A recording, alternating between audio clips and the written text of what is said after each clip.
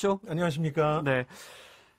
경제특강 첫 번째 시간입니다. 오늘 주제 너무 일상과 가까운 이야기입니다. 왜 농산물 가격 폭락은 되풀이되는가. 그 예로 이번엔 또 전복값이 폭락했잖아요. 그렇습니다. 근데 네. 자칫 오해의 여지가 있어서 미리 말씀드려둘 거는 네. 이제 폭락만 하는 건 아니고요. 이것저것 오른 것도 많죠. 맞습니다. 네. 전반적으로 채소 수산물 가격은 많이 뛰었습니다. 아마 주부 여러분들은 실감하시겠습니다만은 네. 소비자원에서 조사한 식탁 물가를 보니까 지난해에 비해서 평균 16% 이상 뛰었다. 뭐 감자 같은 건 거의 2배 가까이 뛰었다 이런 소식도 있습니다. 근데 이제 아무래도 폭등 뉴스보다는 폭락 뉴스가 더 피부에 와닿지 않느냐. 왜냐하면 네.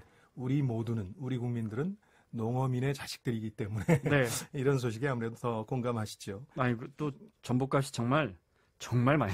네, 많이 떨어졌습니다. 네. 그 산지 양식장 기준으로 보니까요. 네. 1kg에 25,000원 선까지 떨어졌는데 한창 가격 잘 나가던 게 한 3, 4년 전이거든요. 네. 이때에 비하면 거의 반값 가까이 떨어졌다. 이게 이제 양식장과 어민들 네. 하소연입니다. 이 전복을 가지고 한번 이제 구조적으로 네. 농산물 가격 정말 해마다 되풀이됩니다. 품목만 바뀔 뿐이지. 그렇습니다. 배추로 됐다가 전복이 됐다가 마늘이 됐다가 양파가 됐다가 그죠? 오늘 그 네. 이야기 그 설명해 주실 겁니다. 네.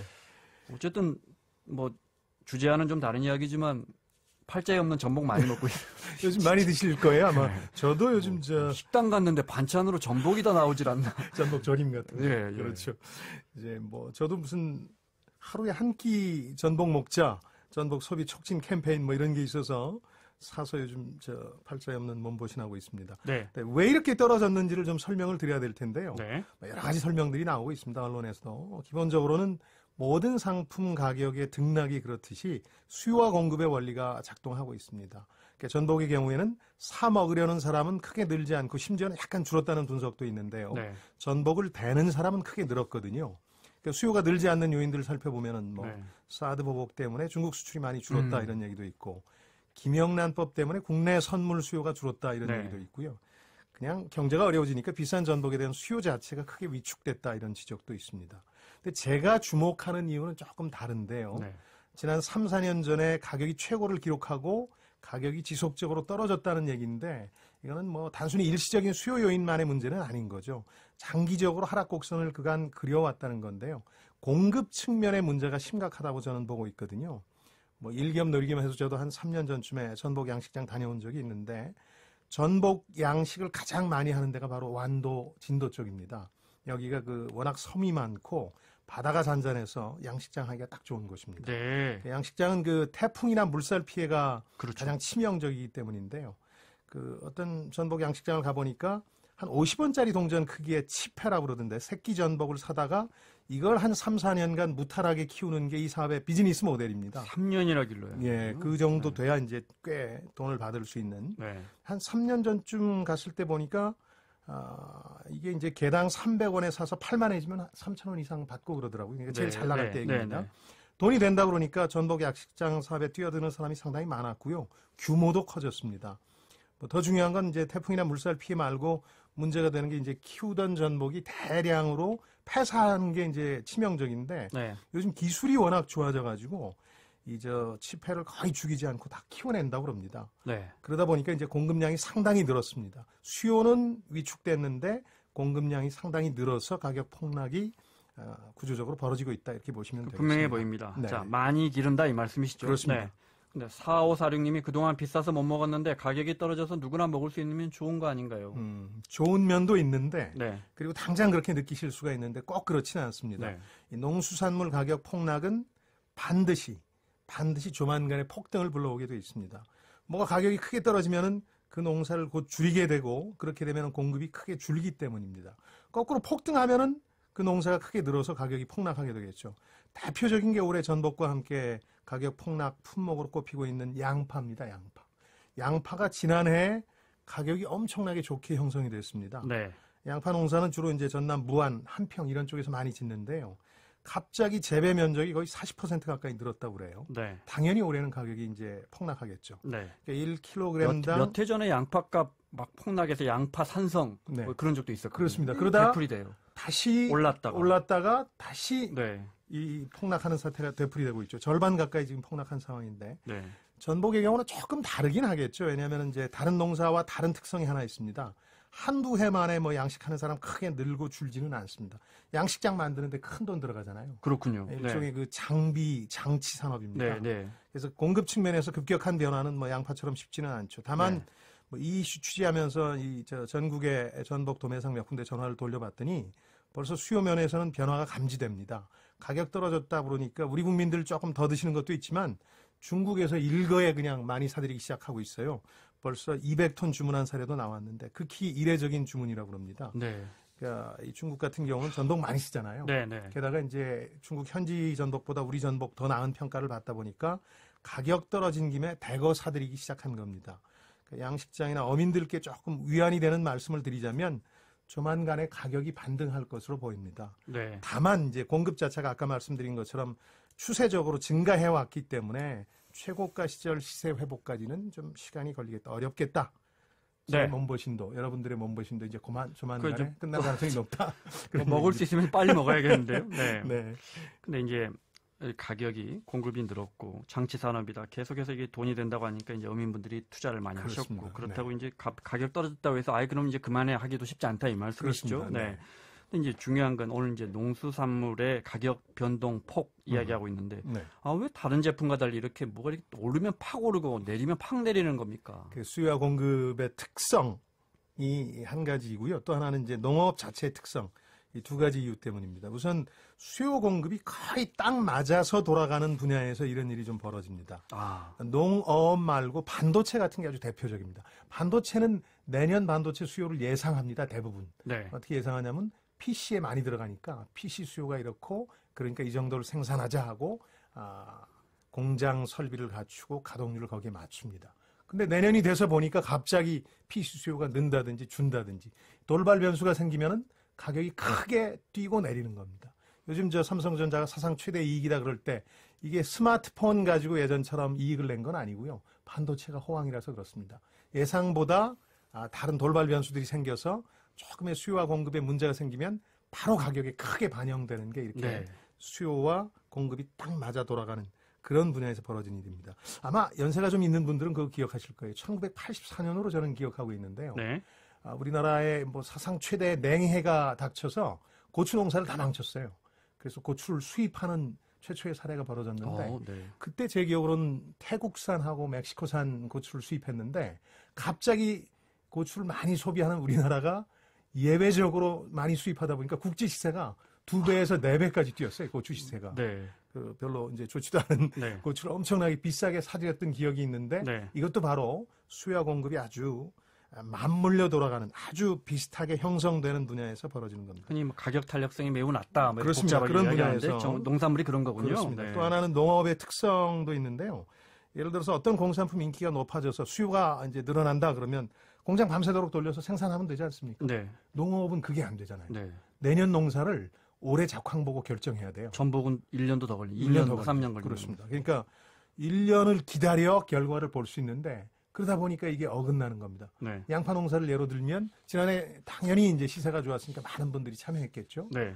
그러다 보니까 당연히 올해는 가격이 폭락하는 거죠. 이렇게 네. 1년이라는 시차 때문에 문제가 벌어지는 겁니다. 정리하면 근데 사람 마음이 농민분들 탓할 게 아니라 사람 마음이 야 오늘 옆집에서는 양파 농사 뭐 대파 농사 했는데 출하가가 2배란 말이에요. 근데 아유 우리 집도 내년엔 대파 좀 해보자 이렇게 되는 거란 말이죠. 그렇죠. 이걸 이제 경제학에서는 기대, expectation이라고 하는데요. 네. 그러니까 올해 작황 보고 내년을 예상하고 농사를 짓는 겁니다. 이렇게 시차가 큰 걸 정적 기대라고 합니다. 네. 그러니까 뭐 뭔가 그 손댈 여지가 없는 딱딱하게 굳은 기대라는 거죠. 네. 그러니까 내년에는 사실 당초 기대와는 완전히 달라진 상황을 마주치게 되는 거죠. 시차라는 게 생기는 경우인데 그렇다고 뭐 남들도 비슷한 생각할 거야. 그러니까 지금 시세 좋은 품목 난 안 심겠어. 뭐 이러기도 쉽지 않잖아요. 아까 말씀해 주신 것처럼. 네. 그러니까 시차가 무려 1년이나 되기 때문에 늘 시장이 불안정해질 수밖에 없습니다. 이 시차라는 게 늘 말썽입니다. 이게 정부 정책하고 현실과의 괴리도 부동산 시장 대표적으로 그렇습니다. 네. 많이 벌어지는데 예를 네. 들어서 뭐 경제 안 좋은 것 같아서 돈 많이 풀고 이자 낮추다 보면 경기가 과열돼서 이게 샤워실에서 이 수도꼭지 돌리는 거랑 비슷해요. 샤워실의 바보라고 하죠. 그렇습니다. 네. 샤워실의 바보라는 게 그런 용어인데 시차라는 게 벌어지면 이렇게 늘 시장이 왜곡되는 겁니다. 네. 바로 증시에서는 반영이 되는 경우가 있죠. 어제였죠. 예를 들어서 경협주에 대해서 이 방송에서 얘기를 좀 하게 되면 증시 바로 반영이 되잖아요. 네. 이런 건 합리적 기대라고 그럽니다. 아까 네, 정적 네. 기대보다 훨씬 효율적으로 시장에 반영되는 거죠. 네. 그러니까 일부 경제학자들 중에는 많은 분야에서 합리적 기대가 가격에 반영되고 있다고 보지만 농업 같은 곳은 아직은 그렇지 않기 때문에 네. 정적 기대로 인해서 시차로 인해서 가격 폭등락이 수시로 벌어지고 있다. 그런 얘기입니다. 시차. 네. 네. 부동산 시장 말씀드렸지만 그래서 주택 공급 많이 하면 이게 3, 4년 있다가 반드시 입주하니까 문제가 그때 가면 생기죠. 또 왁 떨어져 버린단 말이에요. 네. 그런 문제하고 똑같습니다. 네. 네.